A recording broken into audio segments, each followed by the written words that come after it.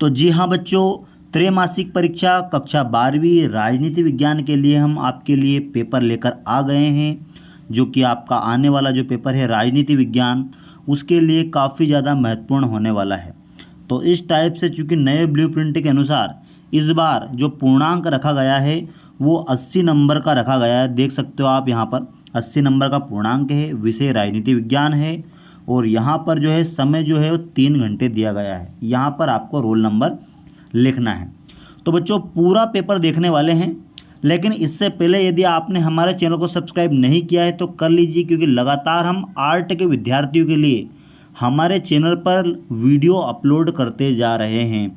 इसलिए जल्दी से पहले सब्सक्राइब कर लीजिए। उसके बाद इस पेपर का सॉल्यूशन भी हम साथ में देखने वाले हैं, इसलिए वीडियो को आपको पूरा देखना है। यहाँ पर आप निर्देश पढ़ सकते हो बच्चों कि निर्देश क्या क्या हैं। इन सभी निर्देश को पढ़कर ही आपको इस पेपर को सॉल्व करना है। उसके बाद देख सकते हैं आप यहाँ पर सबसे पहले सही विकल्प का चयन करना है, जो कि 6 अंक में है। और यहाँ पर जो फर्स्ट क्वेश्चन है कि समाजवादी गुट के देशों को क्या कहा जाता है, तो इनको कहा जाता है द्वितीय दुनिया के देश। तो इसमें बी वाला ऑप्शन आ जाएगा। उसके बाद जो नेक्स्ट है कि चीन ने कौन से व्यापार की नीति अपनाई थी, तो चीन ने जो थी वो खुले द्वार की नीति अपनाई थी। तो इसमें भी आपको सी वाला आंसर आ जाएगा। उसके बाद जो थर्ड वाला जो क्वेश्चन है कि भारत और बांग्लादेश के बीच गंगा जल बंटवारे का 30 वर्षीय समझौता कब हुआ था, तो बच्चों ये जो है 1996 में हुआ था, दिसंबर 1996 में, यानी कि इसमें भी सी वाला ऑप्शन आपको आ जाएगा। उसके बाद जो फोर्थ क्वेश्चन है कि भारत का पहला राज्य कौन सा है जहां सबसे पहले सार्वभौमिक वयस्क मताधिकार का सिद्धांत अपनाकर चुनाव कराए गए थे, तो भारत का वो जो राज्य है वो है मणिपुर। इसमें सी वाला ऑप्शन आपका आ जाएगा। उसके बाद नीति आयोग की स्थापना कब हुई थी, तो नीति आयोग की स्थापना 2015 में हुई थी, बी वाला ऑप्शन आ जाएगा। उसके बाद शिमला समझौता कब हुआ था, तो शिमला जो समझौता है वो 1972 में हुआ था। उसके बाद अगला जो क्वेश्चन है रिक्त स्थानों की पूर्ति कीजिए, जो कि टोटल 7 रिक्त स्थान आने वाले हैं। आपको 80 नंबर के पेपर में 7 नंबर के रिक्त स्थान आएंगे।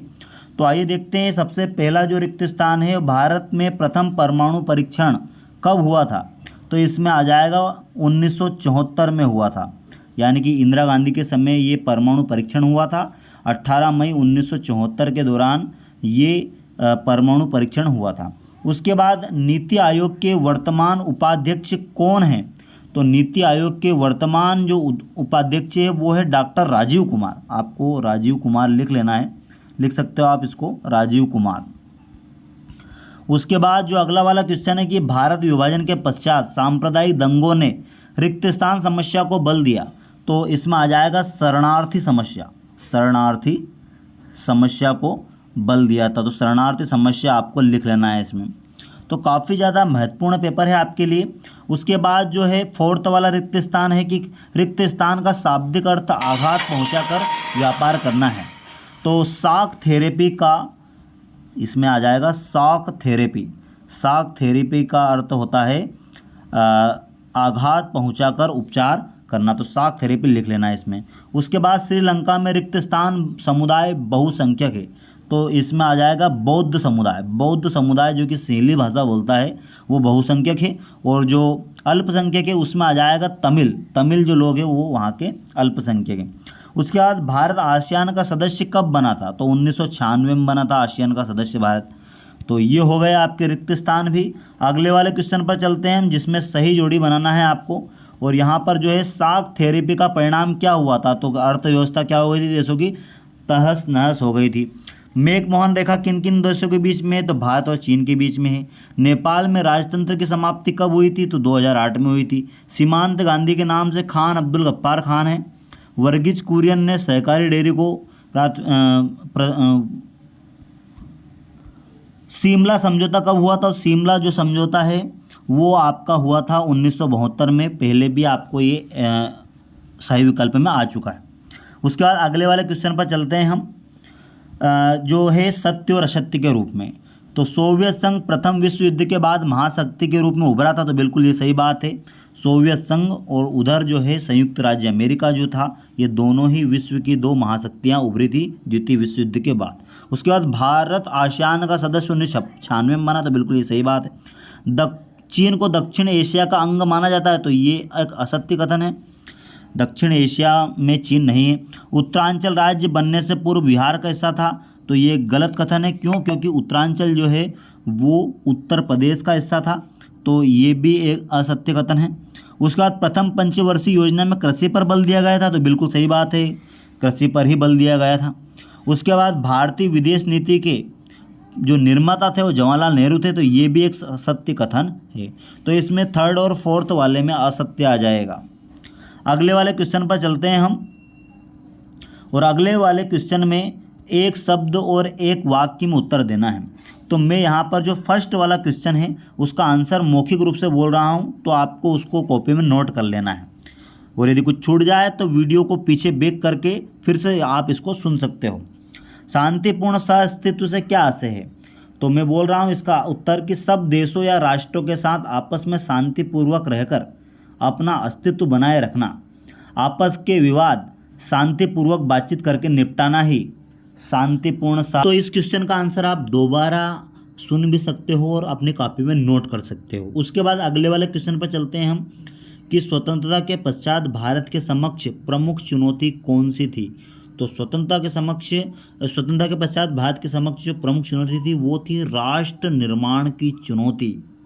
ये एक प्रमुख चुनौती थी बच्चों, जो कि स्वतंत्रता के पश्चात सबसे प्रारंभ में आ गई थी। उसके बाद अगले वाले क्वेश्चन पर चलते हैं हम नियोजन के विषय में। नियोजन के विषय में नीति निर्धारण कौन सी इकाई करती है? तो इसमें आ जाएगा परामर्शदात्री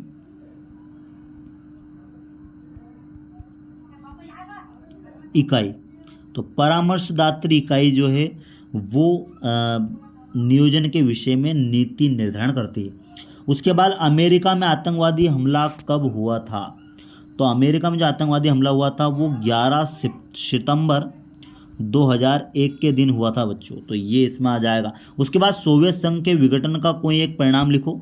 तो जो पूरा विश्व है वो एक ध्रुवी हो गया था, ये सबसे पहला परिणाम है। एक ध्रुवी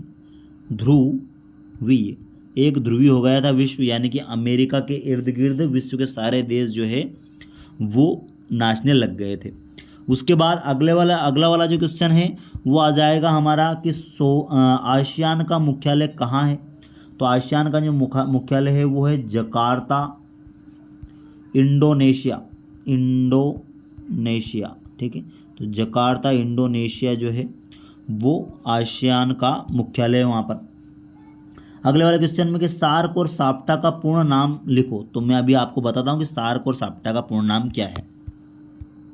तो बच्चों आप यहाँ पर देख सकते हो SAFTA it means south Asian free trade area, ये आ जाएगा साफ्टा का फुल फॉर्म। उसके बाद अगला वाला जो था वो सार्क था, तो सार्क का जो हो जाएगा south Asian association for regional cooperation. तो ये दोनों के फुल फॉर्म आ गए हैं।